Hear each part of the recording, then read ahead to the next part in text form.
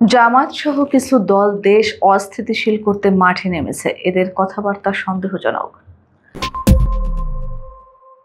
বিএনপির জাতীয় স্থায়ী কমিটির সদস্য সালাউদ্দিন আহমেদ বলেছেন, জাতির কাছ থেকে জোর জবরদস্তি করে কিছু আদায় করার চেষ্টা দুর্বিসন্ধিমূলক। তিনি বলেন, জামাত ইসলামী সহ কিছু ইসলামী দল পিআর পদ্ধতিতে নির্বাচনের দাবিতে দেশকে অস্থিতিশীল করার জন্যই মাঠে নেমেছে। এদের আচরণ কথাবার্তা সন্দেহজনক।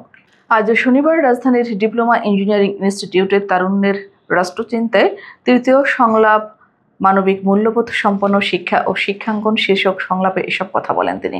সালাউদ্দিন আহমেদ বলেন, জাতীয় ঐক্যমত্য কমিশনের সংস্কার প্রস্তাবে নিম্নকক্ষে পিআর পদ্ধতিতে নির্বাচনের কোনো এজেন্ডা ছিল না। সেখানে উল্লেখ ছিল নিম্নকক্ষে পূর্বের ন্যায় আসন ভিত্তিক নির্বাচন হবে আর উচ্চকক্ষ পিআর পদ্ধতিতে গঠন হবে। তিনি বলেন, এই প্রস্তাব মেনেই কমিশনের সঙ্গে জামায়াত আলোচনায় বসেছে। তাহলে এখন কেন টোটাল নির্বাচনে পিআর পদ্ধতিতে নির্বাচন দাবি করছে তারা? আসলে তারা চায় ফ্যাসিবাদ পুনর্বাসিত হোক, যেটা জাতির জন্য দুঃখজনক।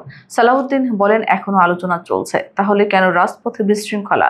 আমরা চাই আলোচনার টেবিলে সব সমস্যার সমাধান হোক। তিনি বলেন, যে আকাঙ্ক্ষা নিয়ে গত 16 বছর বিএনপি আন্দোলন করেছে, রক্ত ঝরিয়েছে, গণ অভ্যুত্থান হয়েছে, সে স্বপ্ন কোনোভাবে বৃথা হতে দেয়া যাবে না। এ ব্যাপারে সবাইকে সজাগ থাকতে হবে।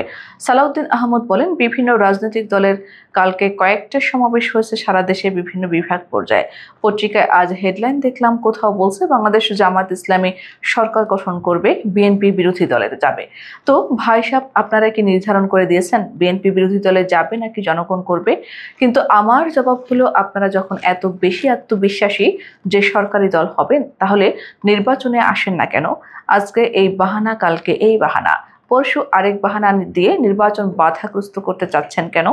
সালাউদ্দিন আহমেদ আরো বলেন, জামায়াত প্রশ্ন করছে বর্তমান সরকার সাংবিধানিক কিনা। এটা ভীষণ অবাক করার মতো, কারণ তারাও জানে সুপ্রিম কোর্টের অবজারভেশনের ভিত্তিতেই রাষ্ট্রপতি এই তত্ত্বাবধায়ক সরকার গঠনের অনুমতি দিয়েছিল।